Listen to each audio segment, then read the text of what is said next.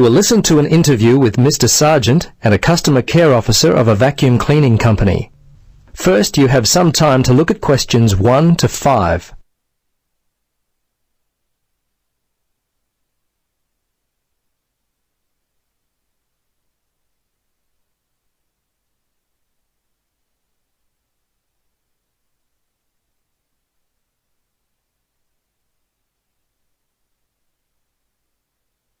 Now, listen carefully and answer questions 1 to 5. Hello. Yes, hello. It's Tom Burlinson calling from Clean It Vacuum Cleaners. Mr. Sargent, is it? Yes. I understand you recently purchased a vacuum from us. Is that correct? Yes, that's right. Well, this is simply a call to find out if you've been happy with your purchase. Our company prides itself on its after-sales service. Just because you've bought from us doesn't mean you're no longer important to us. Could you spare a few moments to answer some questions? Sure. How long will this take? Well, not long at all, Mr. Sargent. Usually only about 3 or 4 minutes. Okay. What would you like to know? Okay, great. I'll just go through the survey form and if you'll just bear with me, this shouldn't take long at all. Okay, first question. Which model did you purchase and when? Yes, it was the super cleaner. We bought it about 2 weeks ago. Let's see, it was a Monday, I think, because my wife's birthday was on the Sunday, 24th. That would make it the 25th. Yes, August the 25th. Okay. Now, do you remember the name of the salesperson? Was he worth remembering? Yes, his name was Jim. My wife and I were very impressed with him. He was a great source of information, very helpful. Great. I'll make sure that your kind words about Jim are passed on to him. Okay, now let's see. Yes. Have you purchased any other products from us this year? Oh, let's see. Of course, we bought the super cleaner. I think that's all. Well, we bought some vacuum bags with it as well.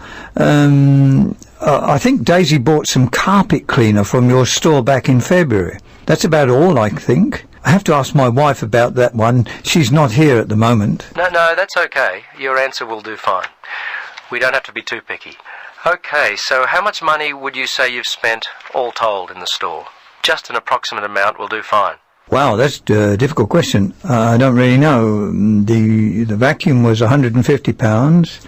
The other stuff, I'd say around £15, I suppose. The total was around £165. But I couldn't be totally sure. It may be a bit more than that.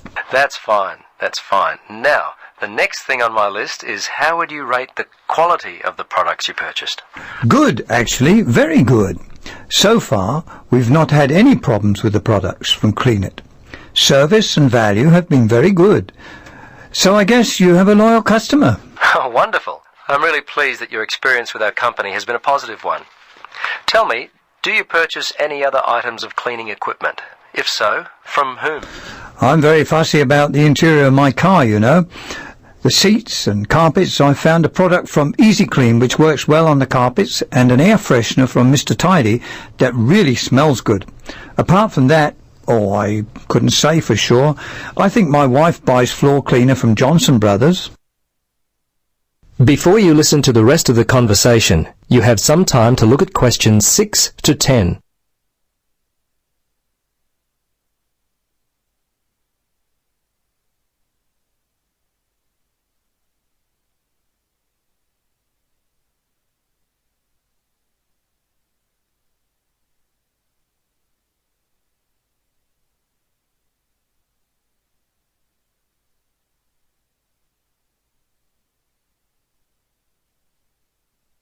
Now listen and answer questions 6 to 10. Well, we've just introduced a new line of car fresheners. You might like to stop by. We'll offer you a 20% discount. Okay, we're almost to the end of the questions. Now, I know you were happy with Jim, but overall, how would you rate the quality of our service? Fine. I thought it was good. The lady in accounts was a little unfriendly, but overall I would say the service was quite good, actually. Jim made all the difference, and you certainly seem to be a very nice person. Oh, thanks, Mr. Sargent. Please, Tom, call me Terry. Oh, okay, Terry. Very good. Second last question. We're thinking of expanding our trading hours. When are the best times, the most convenient for you to shop? Oh, I'm not a shopper. I mostly leave it all up to my wife. She works full time. Let's see. For me, I guess I'd have to say Sundays between 1 and 3, and I'm not working on Thursdays now, so if I had to, I guess Thursdays between, say, 11 and 12 noon. Okay. Last question, Mr. Sergeant. Terry, do you have any other suggestions for us? Anything at all? Well, come to think of it now, there was one thing. Turn up the air conditioner. I seem to remember sweltering in there, and it was unpleasant and hot. Also, and this is just me, I always like to have some music playing, quietly in the background. It just makes the place seem friendlier, more professional. Well, I'll certainly mention that to management. Well, that's it. Thanks so much for your time, Terry. If there is anything we can do in the future to help you, don't hesitate to call us. Okay, bye now. Yes, bye-bye, and thanks again.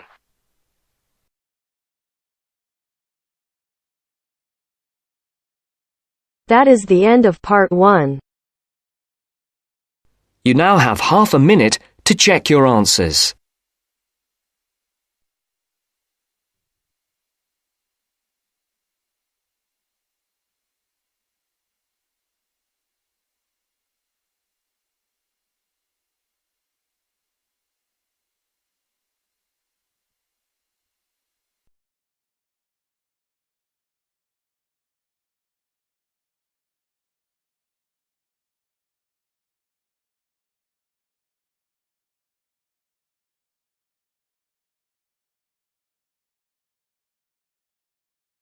Now turn to Section 2.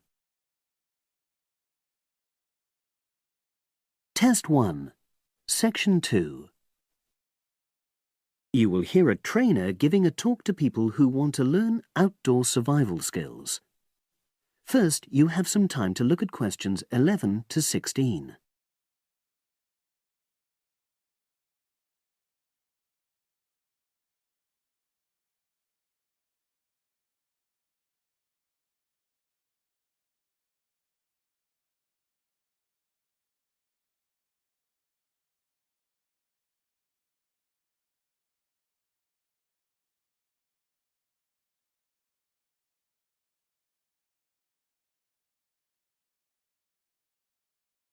Now listen and answer questions 11 to 16.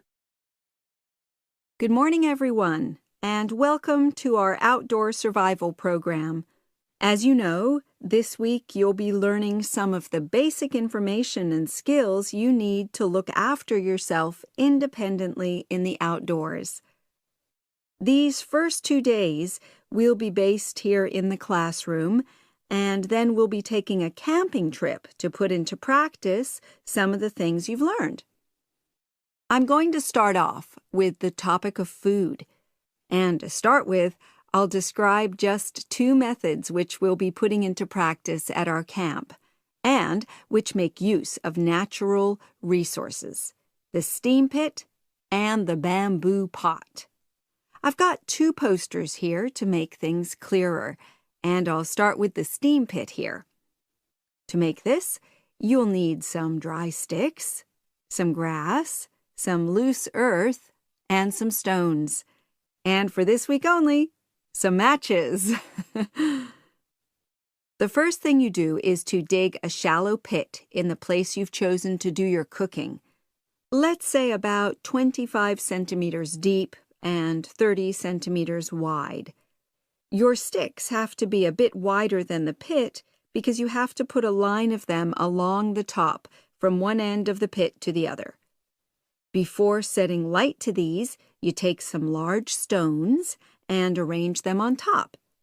Then you start the fire and wait till the wooden platform burns through and the stones fall into the pit. At this point, brush away any pieces of hot ash from the stones. You can use a handful of grass and then take another stick and push it down into the center of the pit, between the stones. After that, you cover the whole pit with a thick layer of grass. And then you can put your food on it, wrapped in more pieces of grass, like parcels. Finally, cover the whole thing with earth. You have to pat it firmly to seal the pit. Then all you have to do is take the stick out and pour a bit of water into the opening that it leaves. It should take about 4 hours for your food to cook, as it cooks slowly in the steam that's created inside the pit. Now you have some time to look at questions 17 to 20.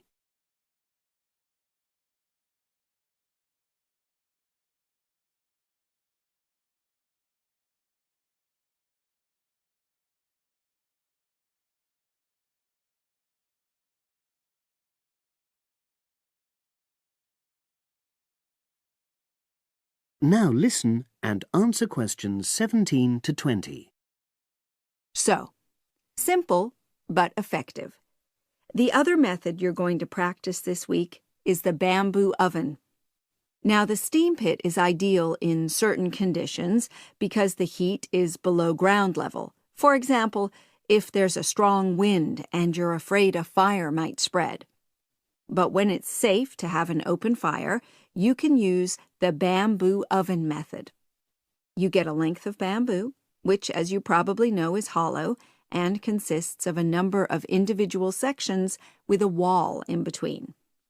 You use a sharp stick to make a hole in each of the dividing walls apart from the end one. Then you lean the bamboo over a fire, with the top propped up by a forked stick and the bottom sitting on the ground. You pour enough water in the top to fill the bottom section, and then light a fire underneath that section to heat the water. Then you put your food inside the top section, and the steam coming up the bamboo through the holes you made cooks it.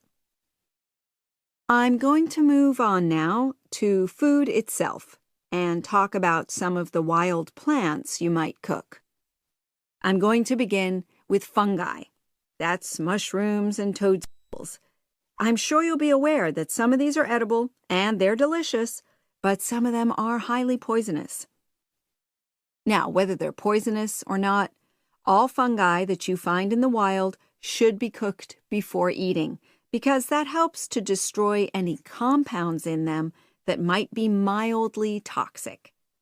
But be aware that any amount of cooking won't make poisonous varieties any safer to eat. Unless you can definitely identify a fungus, you should never eat it. It's not worth the risk. And you need to be really sure, because some fungi that are poisonous are very similar in appearance to certain edible varieties. They can easily be mistaken for each other. So, having said all that, fungi are delicious when they're freshly picked, and although they are only moderately nutritious, they do contain minerals which the body needs. I'll move on now to leafy plants, which are generally... That is the end of section 2. You now have half a minute to check your answers.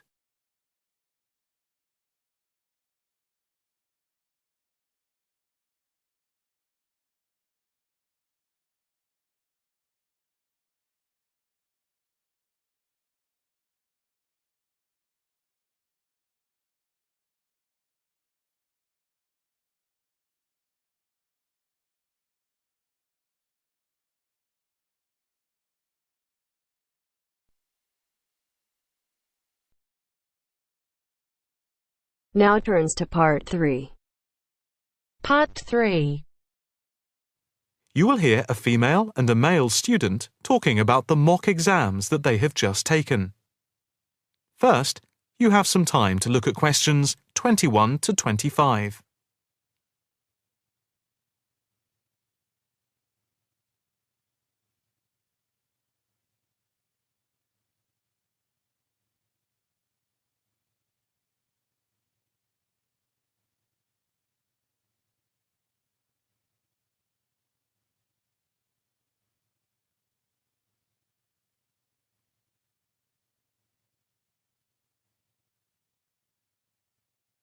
Now listen carefully and answer questions 21 to 25.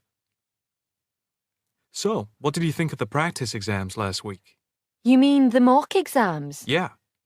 I thought some of them were tough. They were certainly hard and generally they were very long. Yeah, they were spread over a whole week, which made it impossible to relax. Exactly. But what did you think of each test? Of the 7 exams we did, the least enjoyable for me were the 2 3-hour essay papers. Why didn't you like the essay papers? I'm not particularly good at writing things down like that in a short space of time. And I don't think it's a good way of testing our theoretical knowledge of medicine. I'm the opposite, I'm afraid. I'm much better in the written essay exams than the other types of tests. But what about the 2 multiple-choice exam papers in basic science and anatomy? They weren't too bad. If you didn't know the answer, all you had to do was guess. That's okay, but I never feel comfortable with guessing. And you know that there is research that shows that women are disadvantaged when doing multiple-choice questions compared to men. You've mentioned this before, but I'm not sure I believe it. It's true. Multiple-choice questions benefit men more than women. They are a male construct. If you say so. It's not if I say so. Anyway, you have to be careful with multiple-choice questions because of the negative marking. That can really bring the score down if you keep guessing and get all of the guesses wrong. It's double negative. Yeah, that is a danger. What about the role play? Did you like that? Yeah, with the actors and actresses as simulated patients. Yeah, I thought that was by far the best part of the exam. Why was that? What I liked about it was during the 24 test stations, we had a chance to show what we know about communicating with patients and show our practical medical knowledge, etc. Yes, I think I agree with you there. I enjoyed all of the stations, but I can tell you I was tired at the end. I have done a practice exam with 12 test stations, but not 24. It was exhausting, but also exhilarating. I agree completely. It lasted nearly 4 hours in total with the break. Before you hear the rest of the conversation, you have some time to look at questions 26 to 30.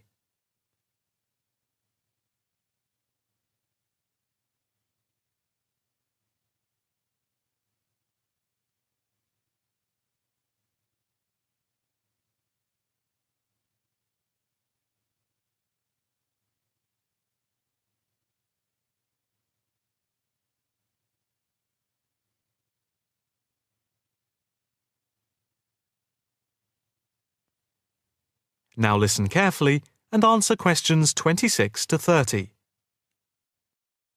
What did you think of the other 2 exams? The 2 problem-solving tests? I didn't think I was going to handle them very well. But in the end, I think they went better than I thought they would. What I liked most was the test where we had to work in groups of 4, and to solve a problem, we had to prioritise actions. That was very interesting. I'm not sure I did very well in that, though. Did you feel comfortable being in a group of 4 and having 4 examiners watching you as you discussed the problem? We did practice it several times before. You learn to forget that someone is watching you. But some people are better at speaking in group situations like that, and they get the best marks. The test doesn't just assess whether people can talk a lot. It's about showing you can listen, organise your thoughts, and then show you can be part of a team, allowing other people to speak. Well, we'll have to see how it goes. When do the results of the mocks come out? They said next week, and then it's the finals 2 weeks later. Yeah, we've got that to look forward to. What is the policy on resits? Why? Are you planning to fail? No, but, well, you know what I mean. The resits are held in September, and if there is any problem after that, it goes to appeal. We'll just have to make sure we don't fail any part of the whole examination. I certainly wouldn't want to do any of it again. Me neither. It's hard when you are not allowed to fail any of the exams. I bet they don't have that policy in any other subject. Probably not.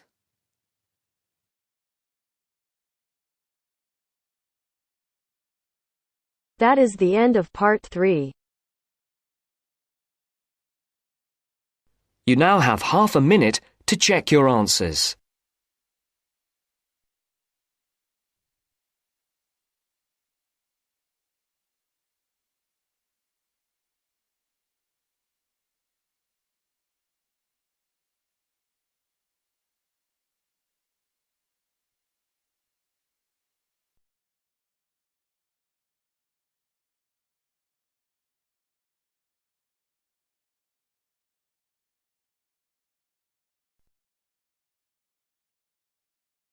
Now turns to Part 4.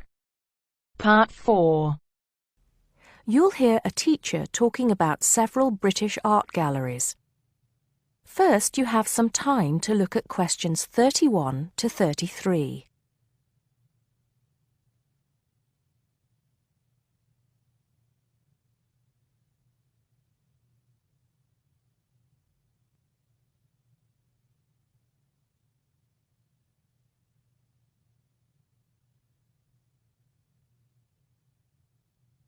Now listen carefully and answer questions 31 to 33. Good afternoon. Welcome to the first class of V100 Art and History. The objectives of the course, as you will have seen if you've taken a look at the syllabus, include familiarizing yourselves with the vocabulary and language of art, learning about the basic elements of art and design, and finally, discussing historical periods as they pertain to art. The course will also give you the opportunity to visit some of the many galleries and museums that Britain has to offer. So, having said that, I'd like to spend the rest of today's class talking about 4 of the more important galleries that we will be visiting in the coming year. As most of you already know, or at least I hope most of you know, there are 4 Tate galleries in all. To begin, I'd like to tell you a little bit about the Tate Modern. Tate Modern is located in a very busy part of London called the South Bank. It's close to 2 world-renowned tourist attractions, St. Paul's Cathedral and Shakespeare's Globe Theatre. Now, interestingly enough, Tate Modern is housed in what was a power station, built in several stages between 1947 and 1963. It was closed down in 1981 and reopened as a gallery in the year 2000. Tate Modern consists of 5 levels, with the Tate collection being shown on the 3rd and 5th levels.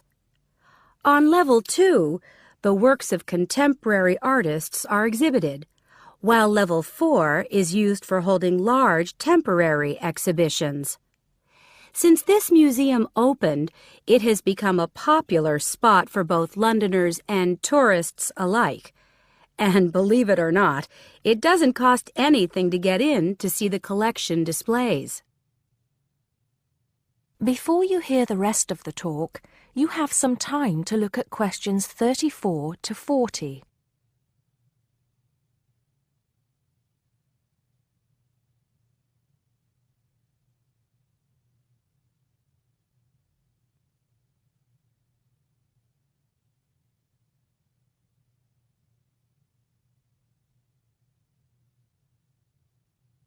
Now listen and answer questions 34 to 40.